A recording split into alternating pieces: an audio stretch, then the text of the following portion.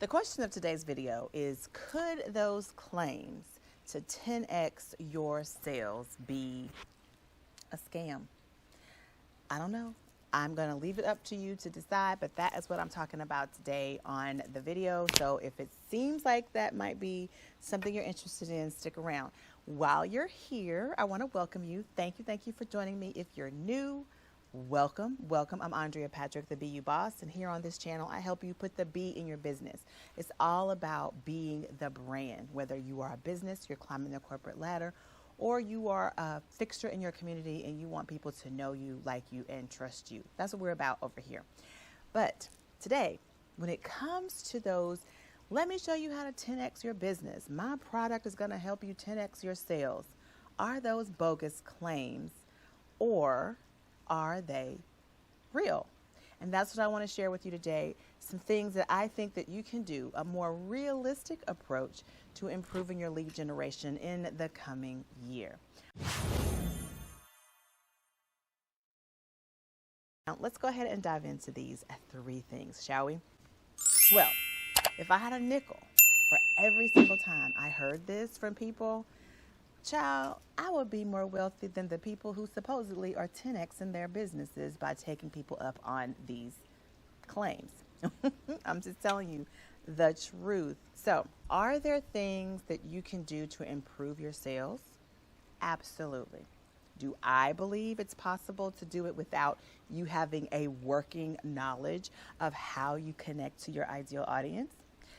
Do I believe that it's possible without you knowing your connection to the solution you're actually selling? Do I believe it's possible without having a solid customer experience that creates quality relationships, you can 10x your business? That's going to have to be a hard nope for me, okay? Here's my thing. I believe you can earn way more money with less stress and overwhelm from repeat business and referrals. Now, in order to get this loyal customer base that's going to continue to come back and continue to refer, you need to build a reputation of excellence. And that's what this video is about, building a reputation of excellence. And I'm sharing 3 ways to do that for your business and its future. Number 1, before I get there, stick around to the end because I do have something that I want to give you that's going to make this a lot easier for you. So just stick around. The first thing is pitch lifestyle over logistics. Your ideal audience is attracted to your solution based on how it affects their ability to improve whatever situation they're going through. That situation is a result of something going on in their life. It's a lifestyle issue. In your pitch, make sure that your solution improves the effectiveness, the efficiency, and the situational awareness in a positive way. And that is going to help you generate more leads because those that you already have in your customer base are going to appreciate you for doing that. They're going to continue to follow you, buy from you, and they're going to share you with other people. They're going to have referrals. So if you pitch the lifestyle and you show them that what you have to offer is actually going to help improve their situation in some way, it's going to make things more efficient, it's going to make it more effective, it's going to help them become more self-aware so that they can do other things to improve their situation, they're more likely to want to stick around because they want to continue to get that value from you so that their lifestyle, their life situation will continue to grow. Next is be self-aware, not selfish, okay? It's easy to fall prey to those increased holiday sales or just those general business growth things that happen. We get that. It's something that happens, but trust me, it could be a lose-lose situation for you. First of all, you lose respect from your existing audience, and so they're going to stop being loyal and they're going to stop referring. And you'll lose the ability to attract your ideal audience base because you're being a little bit too salesy. They can see right through that. Those marketing techniques that sometimes are part of the 10x your sales, they'll see right through that and they're not going to want to bite. They're going to be fish that swim right past your offer because they can see it from a mile away that you're just trying to get a sale. You're just trying to capture their name and email address. You don't want that to be the case. So that's why I say, if you fall prey to this whole idea of making more money, getting more money, selling, these are some things that can cause you to be in a lose-lose situation. You don't want that. Marketing is a long game. It is about building relationships, building a reputation, building the relationships, building the rapport. That is what it is about. And so you want to make sure that people know that you care, because if they don't, they really do not care what you know. And your personal framework is going to help you with this. It's going to help you establish those standard operating practices. And it's in these practices when you're going to start to find your flow, be more consistent. You're going to increase loyalty with this consistency. You're going to increase those referrals from those existing customers. And you're also going to make your brand more attractive to the audience that you want to attract, your ideal customer base. So you want to be self-aware. That's going to help you, like I said, create that consistency, because you know you're using your personal framework to kind of show up consistently and offer what you have to your audience in a way that is serving over selling, and they're going to appreciate you for that. So that is another thing that is usually missing in these 10x your sales type situations.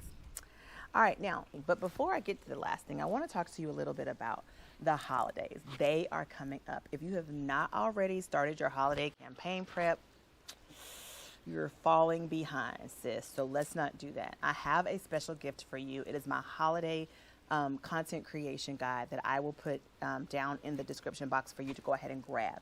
It is not only for Thanksgiving and Christmas, it is for the entire year.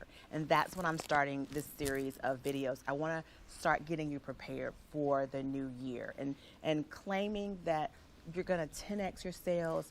Those might be, it's possible. I'm not going to say it's not possible, but for the longevity of your business, for your sanity in the new year, I think adopting some of these techniques that I'm sharing with you today are going to be much more beneficial. They're going to reduce your stress and overwhelm, and they're also going to help you create your own method to your madness versus doing what you see other people doing. We talked about this before. Imitating other people is not the ticket. Interpreting what you see, great. But in interpreting them, use some of these tips that I'm sharing with you today to help you be a little bit better at it and kind of reduce your stress, overwhelm, and frustration, all of those things. So jump down to the description box when you're done. Keep watching though, and grab my holiday guide. It is not just for Thanksgiving and Christmas. It is also for every other holiday throughout the year. It's going to give you lead times of when you should start thinking about creating your campaign. It's going to give you some ideas. So make sure you grab that down below. It's very good for anyone who is creating content and wants to attract, engage, and convert the right audience in the right way. All right, let's move on to the final tip that I want to share with you about generating leads in the new year and the best way to do that works for you. And that is culture matters, okay? And I'm not just talking about your personal culture. I'm talking about your brand culture, okay? According to Forbes, company culture represents the living, breathing persona of your company. It captures the norms, the values, and behaviors that define the very character of your business. Now, I'm sure I don't need to elaborate any further on this because it was a very good definition, but I'm going to, just in case you need more, okay? Now, whether you're a one-person show or you are the boss over a team, using your personal framework to develop duplicable tasks, workflows, and processes is going to make it so much easier for you to create company culture. You'll have infused your personal standard operating practices into your business. Doing this is going to help you set boundaries, manage expectations better, and teach others how to interact with your brand. Now, the end of the year is coming. We have already started the final quarter of the year. So it is time to start thinking about next year. I know we don't want to talk about it. I know nobody wants to rush their days away, but the truth is it's coming. God willing, we'll be here to see it. And so I want you to use these tips that I'm sharing with you today to minimize your stress in the new year, to create a better strategy for generating leads, capturing leads in your business. So let's go ahead and start with number one. We're going to go back over them. I want you to pitch lifestyle over logistics. Stop thinking about the sales so much and being so salesy, and stop thinking about, it's important to think about the sales funnel and all those things. But as you think about the sales funnel, think about your willingness to help your customers with their lifestyle. How does your solution help them in their life? It doesn't matter your product. Somehow or another, it's going to help them in their life. If you're selling a business to business, it's going to help them with the ease of their, operating practices maybe. Or if it's business to customer, how is it going to help them be more or have less stress in whatever it is they're doing? How is it going to ease their life in some way, make what they're doing easier? That's what I mean by lifestyle over logistics, because, no matter what you do, somebody else does it too. So that's not really what they're buying. Make sure that you are differentiating yourself in a way that they can appreciate. Lifestyle is definitely the way to go with that. Next, be self-aware and not selfish. Don't fall prey to the money grab that happens, especially when we start to see our businesses grow and money coming in. Let's not fall prey to that, and let's start creating a customer experience that will generate loyalty and referrals over having to get those one-offs to continue to grow your business and continue to make that money that you see coming in. Let's serve those who are already in the funnel in a way that makes them want to share you with someone else. All right, and then lastly, like I said, culture matters. Culture matters. So take what you know about yourself, your personal framework, create those processes, workflows, and tasks that are duplicable so that you can then share those when you begin to onboard people. You can share those in a way that when you bring on new customers, the consistency is speaking for itself.